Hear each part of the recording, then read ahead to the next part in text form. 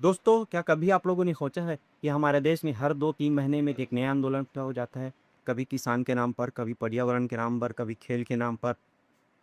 क्यों ऐसा होता है? और आपने गौर किया होगा कि इस तरह के आंदोलन में ये जितने सारे आंदोलन हर 2-3 महीने में होते हैं, उसमें कुछ 4-5 गिने चेहरे ही होते हैं। आप देख रहे हैं द वायरल रिपोर्ट और मैं हूँ शक्ति कपूर। यार, आजकल देश में ना अजीब-अजीब टाइप की क्रांति चल, और यही हमारी क्रांति के जनक हैं, हमारे सोनम वांगचुक कि लद्दाख के ठंडे वातावरण से सीधे दिल्ली की 45 डिग्री तापमान की गर्मियों। क्यों? कॉर्पोरेट पार्टी के धरना प्रदर्शन ही उनका सम। लेकिन उनके आते ही ये क्या हुआ? वो आए 5 मिनट भी नहीं और सीधे अपने एकदम चिल्ड एसी कार में जाके बैठ गए। क्यों? क्योंकि आजकल जो है ये धरना एक एनजीओ की तरह है। हमारे देश में जो धरना है ना वो एनजीओ की तरह है, जिसका मेन चेहरा कोई और होता है, फंडिंग कहीं और से आती है और स्क्रिप्ट कोई और जो है बैठते लिखी। वो आए तो थे प्रदर्शन में इनका समर्थन करने, लेकिन क्या हुआ? 5 मिनट में इनको दिल्ली की गर्मी बर्दाश्त नहीं हो पाई। वो चले गए चिल्ड अप में एसी कार में। और जो ये पीरचट्टा पार्टी के नरेश है, जिनके 2 करोड़ फॉलोअर हैं इंस्टाग्राम, 2 करोड़ लोग दिल्ली के जंतर मंतर पर आए। अरे माफ कीजिएगा, नहीं है ये सॉरी, 2 लाख 2 हजार। अरे फिर से समझ आता, 2,000 लोग आए कि जनता ही नहीं तक कहीं धरना प्रदर्शन करनी है तो पटी न सक क्या सकती कि झुक कर माफी लेने कुछ 100 लोग धरना, जिनमें 200 लोग जेएनयू के छात्र थे, जो वही लोग थे जिनको जो नारे लगा रहे थे इनको चाहिए आज़ादी आज़ादी। उसके बारे में हम थोड़ा बाद में बात करेंगे। और 300 लोग मीडिया कर्मी थे, हमारे जैसे छोटे छोटे यूट्यूबर और मीडिया भाई जो अपना मोबाइल और कैमरा लेके बैठे।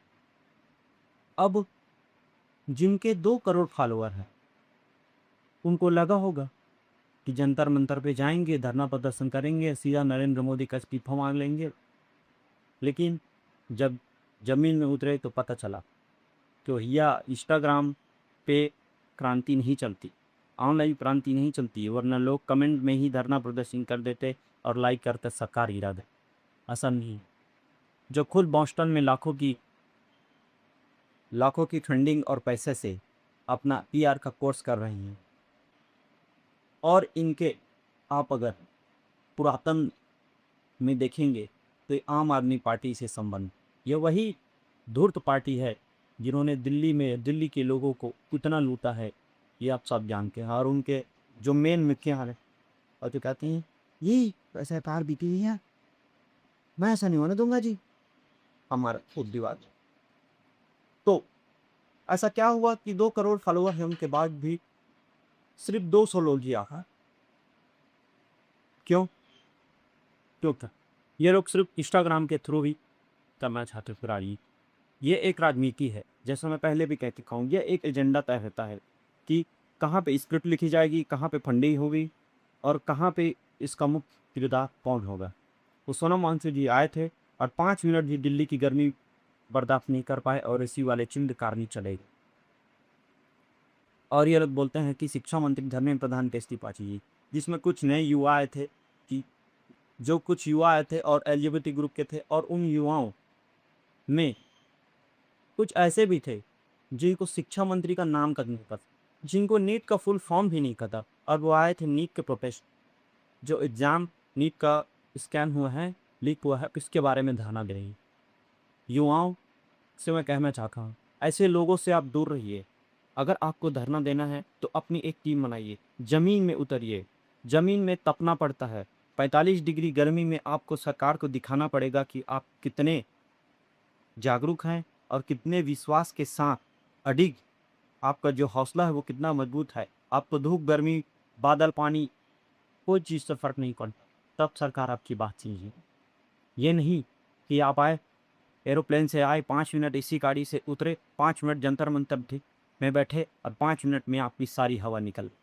ऐसे नहीं। हाँ, तो इनके समर्थक दिल्ली के जंतर मंतर पर पहुँचे तो इन्हें पता चला कि दरअसल ये क्या हो रहा। ये लोग रिमोट कंट्रोल से क्लाइमेट चेंज करना चाहते हैं। ऐसे क्लाइमेट चेंज नहीं होता मेरे दोस्त। अगर आपको दुनिया बदलनी है, आपको सरकार बदलनी है, आपको शिक्षा मंत्री बदलना है, तो आपको पहले इतना कंठस्थ और जागरूक होना पड़ेगा कि सरकार आपकी बात समझे कि आप किस लिए यहाँ हैं, आपके पीछे का मकसद क्या है। ये नहीं कि आप 5 मिनट बैठे धूप में और ये हूँ चलने लगी।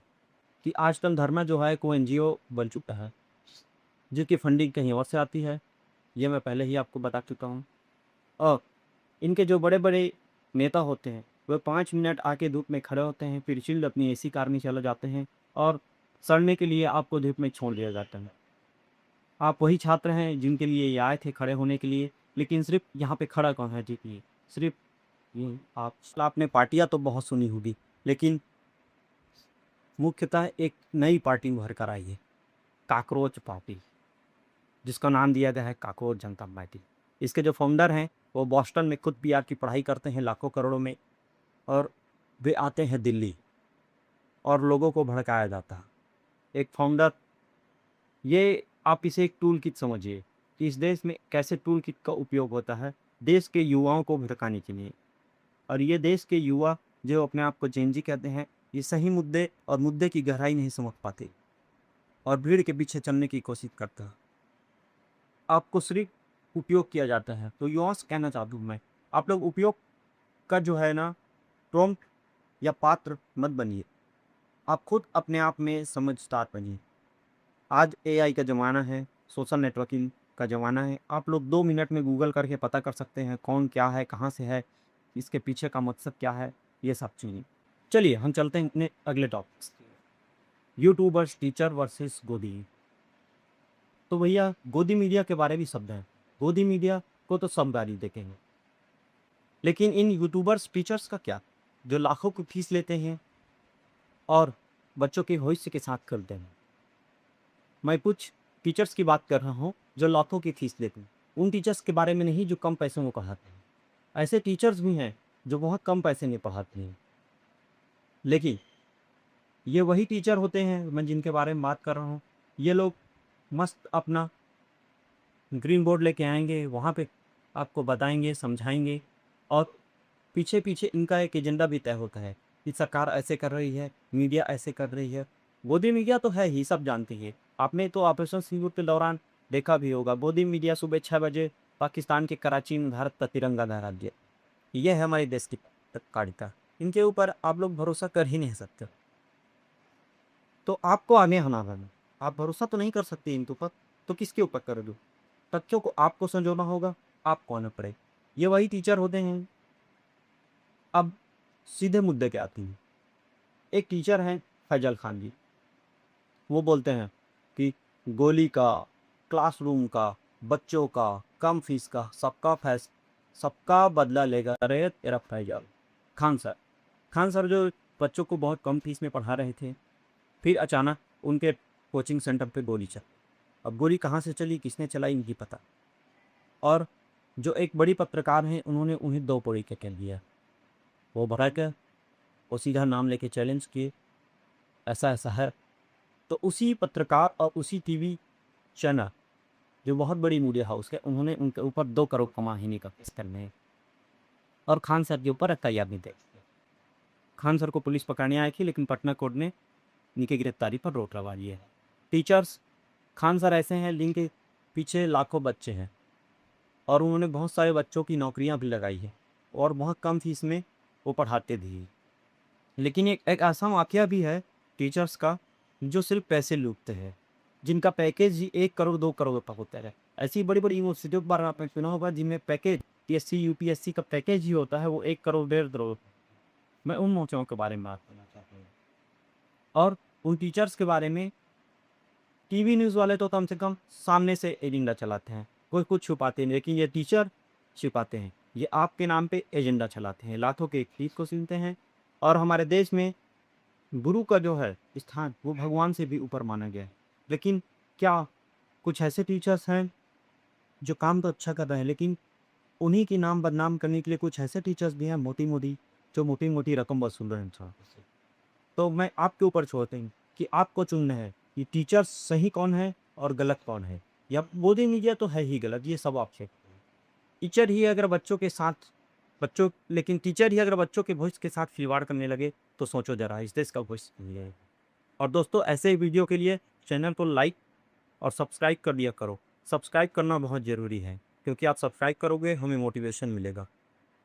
तो दोस्तों बिलियन तक पहुंचा दो यार, बिलियन तक सब्सक्राइब। दोस्तों क्या कभी आप लोगों ने सोचा है कि हमारे देश में हर 2-3 महीने में एक नया आंदोलन खड़ा हो जाता है? कभी किसान के नाम पर, कभी पर्यावरण के नाम पर, कभी खेल के नाम पर। क्यों ऐसा होता है? इसके पीछे की वजह क्या है? कभी आपने जानने की कोशिश की है? नहीं, ये सिर्फ हमारे देश के मासूम भोले-भाले लोगों को भड़काने का काम है। क्योंकि इसके पीछे की स्क्रिप्टिंग बहुत दूर कहीं बैठे एक कंप्यूटर और एक एसी रूम में किया जाता है। उसकी फंडिंग भी कई लोग दे देते हैं। और आपने गौर किया होगा कि इस तरह के आंदोलन में जितने सारे आंदोलन हर 2-3 महीने में होते हैं, उसमें कुछ 4-5 गिने चेहरे ही होते हैं जो आगे आके बात करते हैं। कुछ लेफ्टिस्ट होते हैं और आपको हर चीज़ एक बार याद दिला दूं कि आपको हर चीज़, हर वो व्यक्ति देखने को मिल जाएगा। रिपीट, जेएनयू का हर वो छात्र मिल जाएगा जिनको चाहिए देश से आज़ादी। क्योंकि आंदोलन कोई भी हो, वो आकर एक ही नारा लगाते हैं, आज़ादी आज़ादी। तो भैया तुमको किससे चाहिए आज़ादी? हमारा देश आज़ाद हो चुका है। तुमको किस विचार से आज़ादी की? क्या करने आए हो तुम यहाँ पे? जिस मुद्दे के लिए धरने के लिए आए हो उस मुद्दे की बात करो। ये आज़ादी के नारे क्यों लगाए जाते हैं? आप लोग जनता पार्टी नीट के एग्जाम में धरने के लिए आए थे विद्यार्थी लोग, और वहाँ नारे क्या लग रहे थे? आज़ादी आज़ादी। क्यों भाई, किससे चाहिए आज़ादी? और वहाँ के तो 2 ऐसे लड़के आए थे, शुरू में तो लग रहा था कि वो लड़की हैं, बाद में उन्होंने बताया कि वो लड़के हैं। तो ऐसे मत किया करो यार, अपनी आइडेंटिटी पहचानो, कौन होते हैं? इसके पीछे क्या है राज़? अगर सही शब्दों में कहें तो ये इस देश के सर्टिफाइड आंदोलनजीवी हैं, जो कि उनको इस देश की समस्याओं से कोई मतलब नहीं है। वे बस इस आंदोलन को ज़िंदा रखना चाहते हैं, क्योंकि आंदोलन ज़िंदा रहेगा तो इनकी फंडिंग आती रहेगी, और इनकी फंडिंग आती रहेगी तो इनका वह चलता रहेगा। सिंपल सी बात है, इनको आपके और इस देश के मुद्दों से कोई मतलब नहीं कि वो क्या करते हैं, क्या नहीं करती। जब तक इस देश में अशांति बनी रहेगी तब तक इनकी जेबें गर्म होंगी, और जब तक इनकी जेबें गर्म होती रहेंगी, विदेश में बैठे लोग जो इस देश में अशांति फैलाना चाहते हैं उनका माइंडसेट ठीक है। जो देश को तोड़ना चाहते हैं उनके भी ये। तो युवाओं से मैं कहना चाहता हूँ, जिन जियो जागो, तुमको सोचना है कि ये क्यों है, ऐसा क्यों होता है कि वही गिने चुने 4-5 चेहरे मिलते हैं आपको देखने के लिए। वीडियो को लाइक करो यार, चैनल को सब्सक्राइब करो, बिलियन तक ज़्यादा बिलियन। इस कड़वे सच को डिकोड करना बहुत ज़रूरी है, और वही हमारा चैनल इसीलिए है द वायरल डिकोड, क्योंकि हर एक हेडलाइन के पीछे एक कहानी है। Every 10 has a story. तो हम वही करते हैं। हर चीज़ का एनालिसिस बहुत ज़रूरी है, वरना ये लोग तुम्हारा उपयोग करते रहेंगे और तुम मोहरा बनते रहेंगे और इस देश में शांति फैलती रहेगी। हर हाथ में स्मार्टफोन आ गया है, सबके पास 5G नेटवर्क है, फ्री में डेटा मिल रहा है, तो हर बंदा चाहता है कि वो एक क्रांतिकारी बन जाए। घर बैठे बैठे क्रांति लेना ही। इंस्टाग्राम पे बस एक पोस्ट करना है, लाइक्स बढ़ाने हैं, रीच बढ़ाने हैं, और यही एक मतलब रह गया है क्रांति का इस देश में। क्या ऐसे बदलाव आएगा इस देश में? घर में बैठे बैठे मुद्दों को सिर्फ लाइक करने से बदलाव आएगा? और यही वो चाहते हैं। जो इस ठेकेदार होते हैं ना, मुद्दों के पीछे भागने वाले, वो यही होते हैं। जब तक तुम ज़मीन पे नहीं उतरोगे, तुमको ज़मीन की हकीकत और ग्राउंड ज़ीरो में जो क्या सिचुएशन है उसके बारे में नहीं पता चलेगा। घर में बैठकर तो कोई भी एसी में बैठ के बोल देता है कि अरे नहीं, सरकार को ऐसा करना चाहिए, ऐसा नहीं चाहिए। नहीं, इसके पीछे की गहराई जब तक आप नहीं जानेंगे तो आपको पता नहीं चलेगा। सीबीएसई का जो एक प्रकरण हुआ है, सीबीएसई का जो साइट हैक हो गया था, एक छोटा बच्चा, 19 साल का बच्चा सीबीएसई पे साइट हैक कर देता है।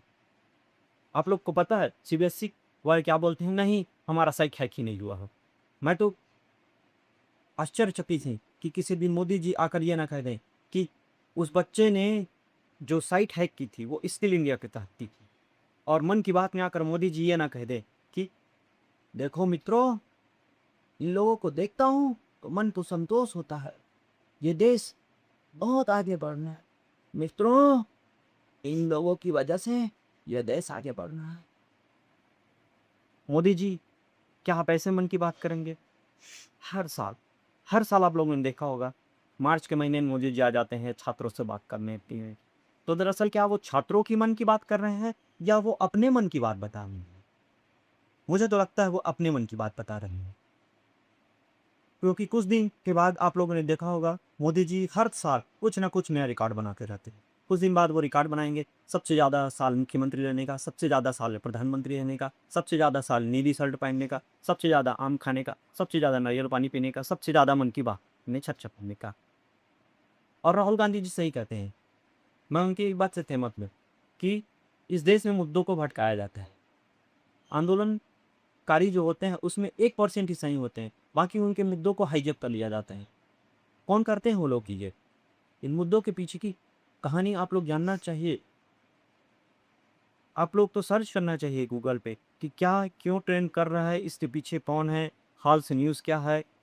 ये बहुत चीज़ें हैं जो आप लोग कर सकते हैं। जो फर्जी एक्टिविस्ट होते हैं, सोशल मीडिया पे पोस्ट करते हैं, नई पार्टी बनाते हैं, उनका सिर्फ एक ही मकसद होता है, उनको रीच चाहिए। जितने रीच आएंगे, जितने व्यूज़ आएंगे, जितने सब्सक्राइबर बढ़ेंगे, उनसे उनकी मोटी कमाई होती रहेगी। क्योंकि दोस्तों, अगर इंस्टाग्राम के एक कोड से अगर देश में बदलाव आता तो देश कहाँ से कहाँ पहुँच गया था, आप लोग को पता है। हर दिन एक नया पोस्ट करता है डोनाल्ड ट्रंप, ये हो गया, मैंने भारत पे ये सेंसर लगा दिए, ये सेंसर लगा दिए। क्या होता है? पोस्ट करने से कुछ नहीं होता, ज़मीनी हकीकत कुछ अलग होती है। और इधर हमारे जो मंत्री हैं, पेट्रोलियम मंत्री है नितिन गडकरी जी, उन्होंने कहा है कि 2023 से पहले चलने वाली जितनी भी गाड़ियां हैं उसमें एथेनॉल नहीं डलेगा। तो उनको कोई जाके बताए कि भैया एथेनॉल वाली गाड़ियां 2023 के बाद बननी स्टार्ट हुई हैं, उससे पहले की गाड़ियां को क्या कहें? टाटा बाय बाय कर दें? राहुल गांधी जी की भाषा में खत्म, टाटा बाय बाय। तो आप लोग जब तक एक सुविधा और एक प्रकरण सुचारू रूप से चालू नहीं करोगे तो ये पेट्रोलियम का संकट ऐसे ही लहराता रहेगा। दोस्तों, ये था पूरा विश्लेषण। वीडियो को लाइक कीजिए, वीडियो को शेयर कीजिए और चैनल को यार प्लीज़ सब्सक्राइब करो। जितना सब्सक्राइब करोगे हम अगले नेक्स्ट वीडियो आपको ऐसे ही डिटेल विश्लेषण के साथ लाते रहेंगे। तब तक के लिए बने रहिए द वायरल डिकोड में। जय हिंद, जय भारत।